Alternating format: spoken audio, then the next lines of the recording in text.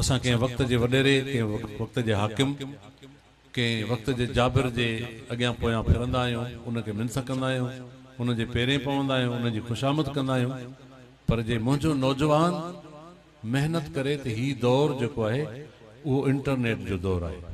इन्हनि वॾेरनि खां सलाम करणु, उन्हनि जे दरनि ते धिका खाइणु या उन्हनि जे गाॾियुनि जे पुठियां नारा हणण खां बहितर आहे त पंहिंजी तालीम ते ध्यानु ॾियो ऐं पंहिंजे पाण खे हिकिड़ो सुठो इंसान साबित कयो। मूं किथे पढ़ियो बि आहे, ॿुधो बि आहे त इल्म सां अदब न ईंदो आहे, पर अदब सां इल्म ईंदो आहे। ऐं जन माण्हुनि अदब कयो उहे कमाए विया।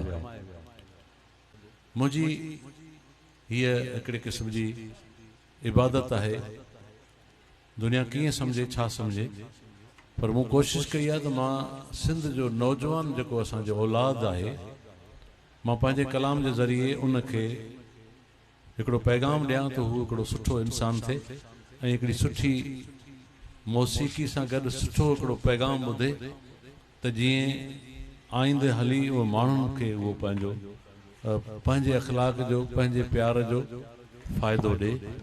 जेको फ़ाइदो असां कंहिं वक़्त जे वॾेरे, कंहिं वक़्त जे हाकिम, कंहिं वक़्त जे जाबिर जे अॻियां पोयां फिरंदा आहियूं, उनखे मिन्थ कंदा आहियूं, उनजे पेरें पवंदा आहियूं, उनजी ख़ुशामद कंदा आहियूं। पर जे मुंहिंजो नौजवान मेहनत करे त हीउ दौर जेको आहे उहो इंटरनेट जो दौर आहे।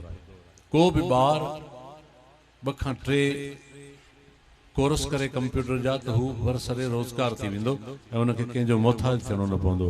इन्हनि वॾेरनि खां सलाम करणु, उन्हनि जे दरनि ते धिका खाइणु या उन्हनि जे गाॾियुनि जे पुठियां नारा हणण खां बहितर आहे त पंहिंजी तालीम ते ध्यानु ॾियो ऐं पंहिंजे पाण खे हिकिड़ो सुठो इंसान साबित कयो। छो त सुठो इंसान उहो आहे जंहिंजो अख़लाक बहितर आहे।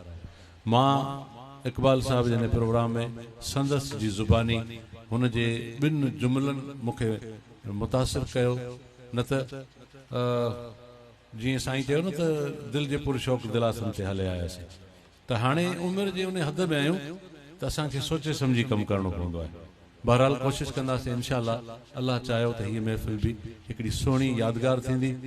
सालनि खां पोइ बोरड़ी जे भरिसां माना बोरड़ी हिकिड़ो ईअं सम्झो त ईअं लॻे मुंहिंजो शहर सम्झो आहे, मुंहिंजा दोस्त थी गुज़रिया ऐं उन्हनि सां मुंहिंजो तालुक़ु थी गुज़रियो आहे। मूंखे ख़ुशी थी आहे तव्हांखे ॾिसी, तव्हां सभिनी दोस्तनि खे ॾिसी। मां कोशिशि कंदुसि इंशाअल्लाह, अल्लाह चाहियो त हीअ नंढड़ी महफ़िल पर पुरवकार, अल्लाह कंदो यादगार थींदी। जहिड़ो हाल